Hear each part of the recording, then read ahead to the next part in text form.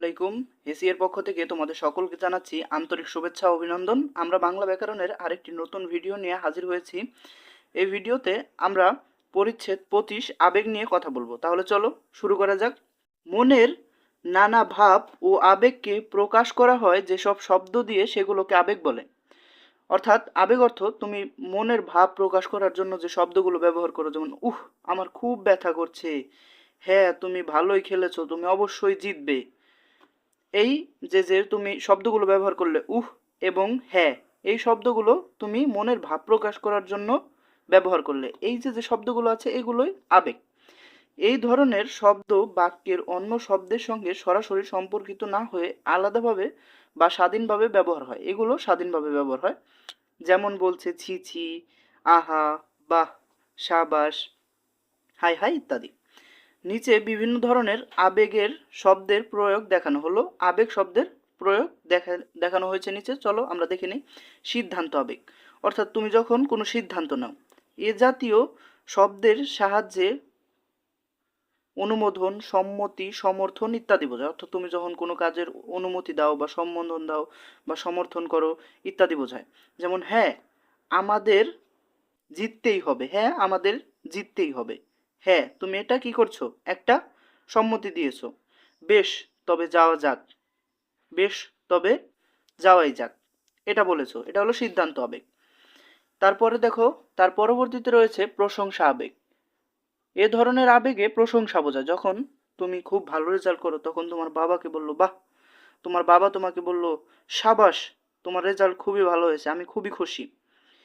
এই এই সব আবেগগুলোকে বলা হয় প্রশংসা আবেগ, যখন তোমার কেউ প্রশংসা করছে।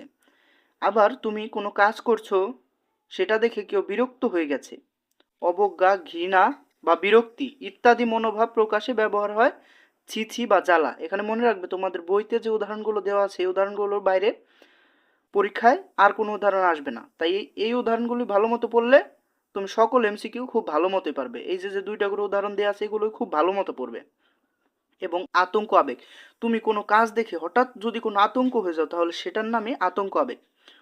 কি বিপদে পড়া গেল। তোমরা বলো না, যদি কোনো বিপদে পড়ো, কি বিপদে যে পড়া গেল, এখন এখান থেকে কিভাবে বের হব। বাপ রে বাপ, কি ভয়ঙ্কর ছিল রাক্ষসটা। বিস্ময় আবেগ, যখন দেখে কোনো কিছু খুব চমৎকার হয়ে যায়, আশ্চর্য হয়ে যাও, এ ধরনের আবেগকে বলা হয় বিস্ময়কর আবেগ।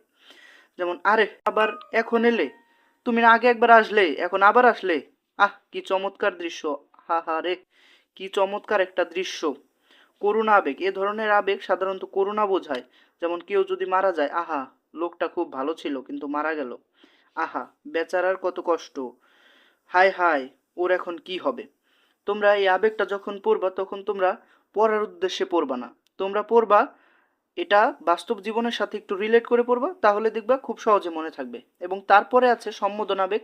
এই দুটো খুবই সহজ। সম্বোধন আবেগ, এ ধরনের শব্দ দিয়ে কাউকে সম্বোধন করা হয়। যেমন হ্যাঁ, হে বন্ধু, তোমাকে অভিনন্দন, ওগো তোরা জয়ধ্বনি কর। এই হে আর ওগো, এ দুটো ভালো মতো পড়ে নেবে তাহলে হয়ে যাবে। এবং অলংকার আবেগ, এটা খুবই সহজ একটা আবেগ। শুধু দুইটা উদাহরণ আছে, দূর আর যাগ্গে। এ ধরনের শব্দ বাক্যের অর্থের পরিবর্তন না ঘটিয়ে কোমলতার মাধুর্য বোঝায়। কোমলতা, মাধুর্য ইত্যাদি বৈশিষ্ট্য এবং সংশয় বোঝায়, অনুরোধ বোঝায়, মিনতি বোঝায় ইত্যাদি বোঝায়। তোমরা এই দুটো উদাহরণ মনে রাখবে, তাহলে আশা করছি পরীক্ষায় কমন পড়বে। এতক্ষণ আমাদের ভিডিওটা দেখার জন্য খুবই ধন্যবাদ, এবং পরবর্তী ভিডিও পেতে অবশ্যই আমাদের সাথেই থাকো। এবং তোমাদের এসএসসি 2026-এর জন্য একটা কোর্স লঞ্চ করা হয়েছে, মাত্র 200 টাকায় সকল বিষয় তোমরা সেই কোর্সের ভিতরে পাবে। এবং তোমাদের সেই কোর্সে স্পেশাল শিটও তোমাদের প্রদান করা হবে। খুবই তাড়াতাড়ি আমাদের ক্লাস শুরু হবে। বিস্তারিত জানতে তোমরা কমেন্ট চেক করো, কমেন্টেই তোমরা বিস্তারিত পেয়ে যাবে।